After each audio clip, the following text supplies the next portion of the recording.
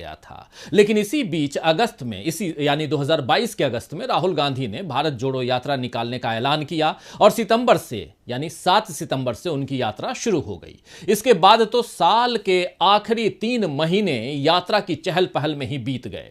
जो दिक्कतें थीं वो तो बनी ही हुई हैं, लेकिन राहुल गांधी ने 2800 से ज्यादा किलोमीटर पैदल चलकर आम हिंदुस्तानी को यह संदेश दे दिया है कि अगर कोई ठान ले तो फिर कुछ भी नामुमकिन नहीं लगता। राहुल सिर्फ पैदल नहीं चल रहे हैं, बल्कि वो देश को फिर से कर्मठता का पाठ पढ़ा रहे हैं। बता रहे हैं कि अगर हालात बदलने हैं, अगर सरकार को अपनी आवाज सुनने पर मजबूर करना है, तो फिर जनता को सड़कों पर निकलना ही होगा। एक मायने में राहुल गांधी उम्मीद की क्रांति इस देश में ले आए हैं, जिससे आने वाले समय में बड़े बदलाव के आसार दिख रहे हैं।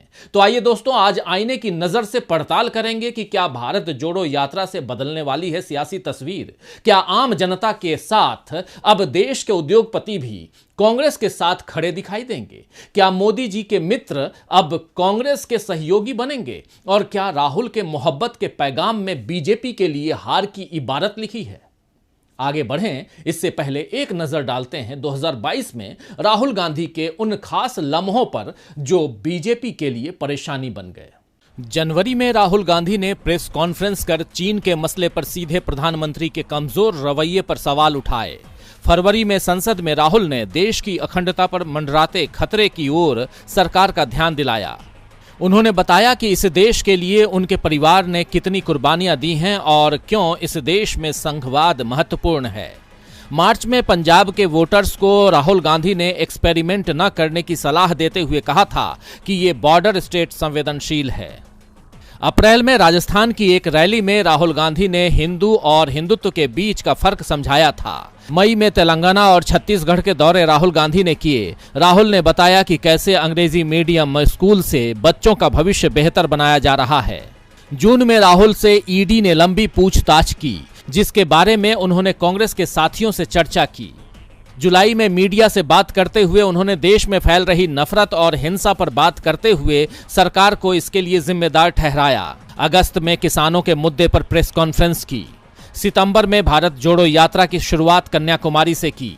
अक्टूबर में यात्रा कर्नाटक में थी, जहां सोनिया गांधी के जूते के फीते बांधते हुए राहुल गांधी नजर आए। यहीं वो पानी टंकी पर भी चढ़े। नवंबर में यात्रा हैदराबाद में थी, जहां चार मीनार के सामने राहुल ने तिरंगा फहराया। और दिसंबर में भारत जोड़ो यात्रा मध्य प्रदेश, राजस्थान होते हुए दिल्ली पहुंची।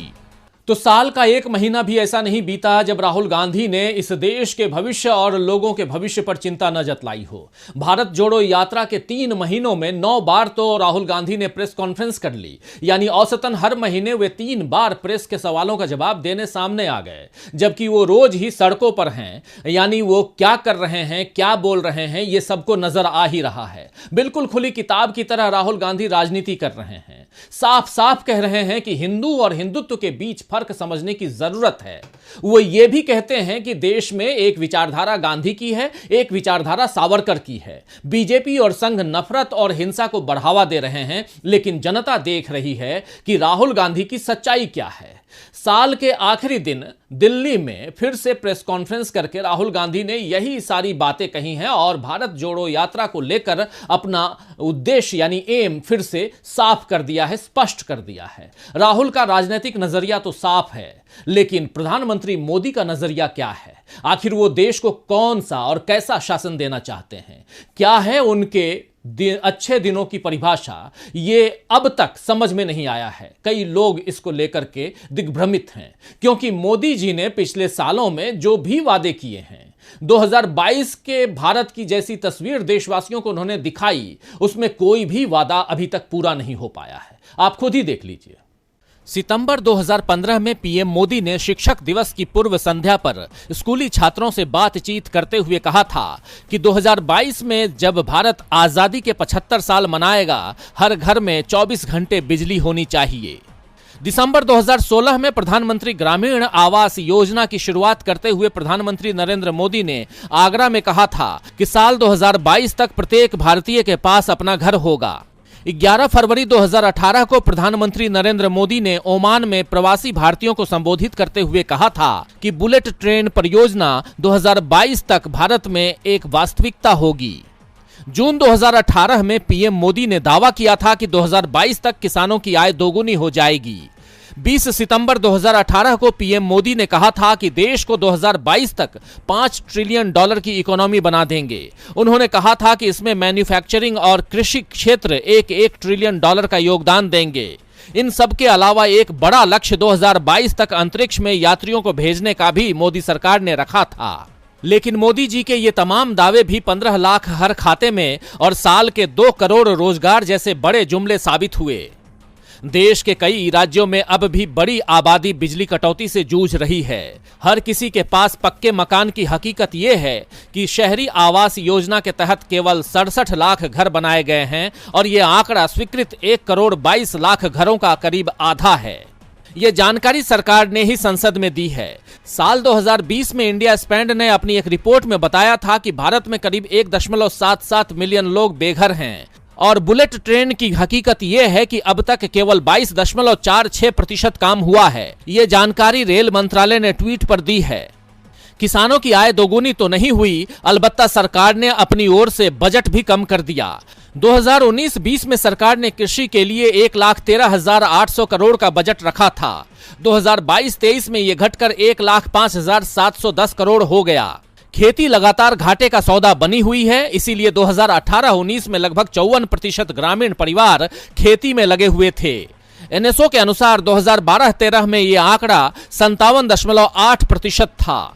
तो राहुल गांधी की हकीकत सबके सामने है दोस्तों, और इन आंकड़ों ने मोदी जी के दावों की सच्चाई भी सामने लाकर रखी दी है। वैसे देश मोदी सरकार की सच्चाई को इन 8 सालों में समझ ही गया होगा। 2014 में सत्ता में आने के लिए बीजेपी ने जितनी बातें की थी, जितने दावे किए थे, उनमें से किसी को भी वो पूरा नहीं कर पाई। 8 सालों से मोदी जी मन की बात कर रहे हैं, मगर जनता के मन की बात सुनने समझने की कोई भी कोशिश उन्होंने नहीं की। पीएम नरेंद्र मोदी समेत पूरी बीजेपी बार बार पिछली सरकारों पर उंगली उठाती है कि उनके शासनकाल में देश में कुछ भी काम नहीं हो पाया, कोई प्रगति नहीं हो पाई। असली भारत का निर्माण 2014 के बाद होना ही शुरू हुआ है। लेकिन कुछ आंकड़ों को देखें दोस्तों और तुलना करें तो समझ में आ जाएगा कि असली विकास किसे कहते हैं और विकास के खोखले दावे किसे कहते हैं। 2014 में कांग्रेस को सत्ता से हटाने और मोदी जी को प्रधानमंत्री बनाने के लिए झूठ का एक पूरा नाटक रचा गया था, जिसका पर्दा अब उठ चुका है और जनता इस नाटक के पीछे की सच्चाई समझ रही है।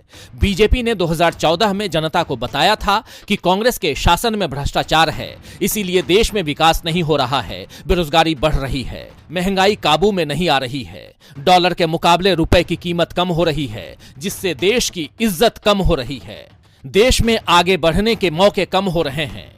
लेकिन अब इन आंकड़ों को देखिए तो बीजेपी के आरोप झूठ के बुलबुले की तरह फूटते दिखेंगे। 2014 में भारत सरकार पर 56 लाख करोड़ का कर्ज था, जबकि 2022 में यह कर्ज बढ़कर 139 लाख करोड़ का हो चुका है। 2014 में बेरोजगारी दर 4.7% थी, जबकि 2022 में बेरोजगारी दर 7.8% हो चुकी है। अगर हर साल 2 करोड़ नौकरी का वादा मोदी जी पूरा करते तो युवाओं को ये बुरे दिन शायद नहीं देखने पड़ते। 2014 में एक गैस सिलेंडर 410 रुपए में मिलता था, जो अब 2022 में ये 1000 के पार मिल रहा है। तो कुल मिलाकर इतनी महंगी रसोई गैस से लाखों करोड़ों घरों में किस तरह चूल्हा जलता होगा, ये समझना कठिन नहीं है। और महंगाई और बेरोजगारी का बोझ कम नहीं था, जो मोदी जी के राज में प्रति व्यक्ति कर्ज भी बढ़ गया। 2014 में मोदी जी ने खुद को मां गंगा का बेटा बताया था। गंगा सफाई के लिए नमामि गंगे परियोजना बनाई थी।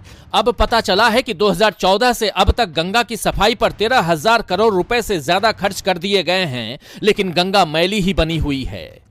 क्या इसे मां के अपमान के समान नहीं समझना चाहिए? वैसे बीजेपी ने सत्ता में आने के बाद भारत माता की माला भी कई बार फेरी है और हकीकत यह है कि 2014 से अब तक 12 लाख लोग भारत माता को छोड़कर दूसरे देशों में जा चुके हैं, दूसरे देशों की नागरिकता ले चुके हैं। सरकार ने बताया है कि 2022 में 1,83,473 भारतीय अपनी नागरिकता छोड़कर विदेश जा चुके हैं, तो मोदी सरकार के अच्छे दिनों के झांसे में जनता आ गई और देश का यह हाल हो गया। राहुल गांधी बार बार इस झांसे से ही लोगों को सावधान कर रहे हैं और अब भारत जोड़ो यात्रा में भी वे लोगों को यही बताते चल रहे हैं कि किस तरह बीजेपी और आरएसएस इस देश के मूल्यों और संस्कारों की परवाह न करते हुए केवल हिंदुत्व की बात कर रहे हैं और नफरत का माहौल बना रहे हैं।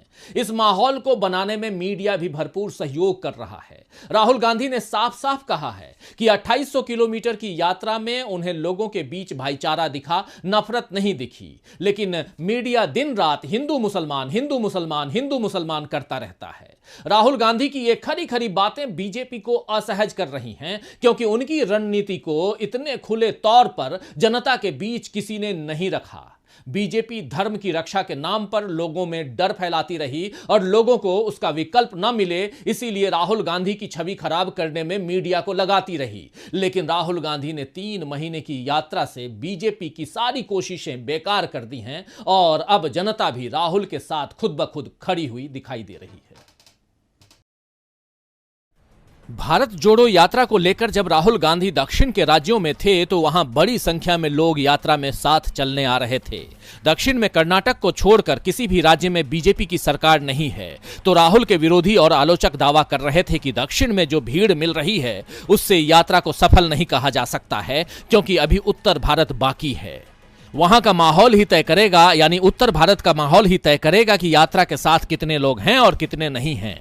लेकिन जब यात्रा महाराष्ट्र, मध्य प्रदेश और राजस्थान में थी तब भी लोगों का सैलाब उमड़ ही रहा था और फिर राहुल गांधी ने जब दिल्ली के दरवाजे पर दस्तक दी तो सुबह 4 बजे से शाम सूरज डूबने तक कड़ाके की ठंड के बावजूद हजारों की संख्या में यात्री उनके साथ भारत जोड़ो यात्रा में शामिल रहे। कहने की जरूरत नहीं कि राहुल गांधी का जादू लोगों के सिर चढ़कर बोल रहा है। दिल्ली में लोग राहुल को सुनने के लिए उनके साथ कुछ किलोमीटर चलने के लिए खुशी खुशी आगे आए। दरअसल राहुल गांधी जो मोहब्बत का पैगाम देने निकले थे वो अब दूर तक फैलता जा रहा है। और तो और आम लोगों के साथ साथ महबूबा मुफ्ती और नीतीश कुमार जैसे नेता भी अब राहुल गांधी में उम्मीद तलाशने लगे हैं।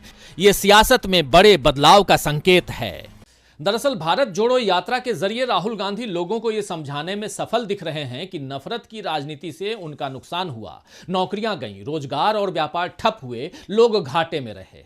इसीलिए इस रास्ते को छोड़कर प्रेम की यात्रा से जुड़ना होगा, यानी कि भारत जोड़ो यात्रा से जुड़ना होगा, जो भारतीय सभ्यता की आत्मा है। राहुल गांधी का देश के समाज और सियासत पर असर अब साफ दिख रहा है। इस असर को वो उद्योगपति भी समझ रहे हैं दोस्तों, जो मोदी जी के करीबी रहे हैं या अभी करीबी हैं।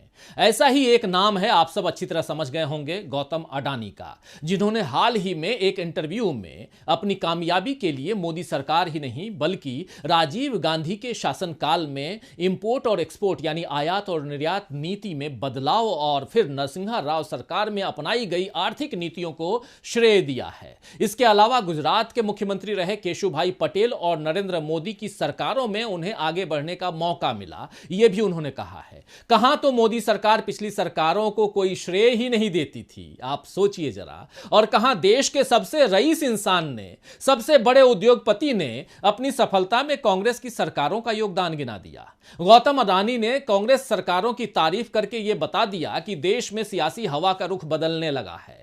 नए साल के साथ पता चल जाएगा कि अब की सियासी हवा किसके लिए राहत का पैगाम लेकर आएगी।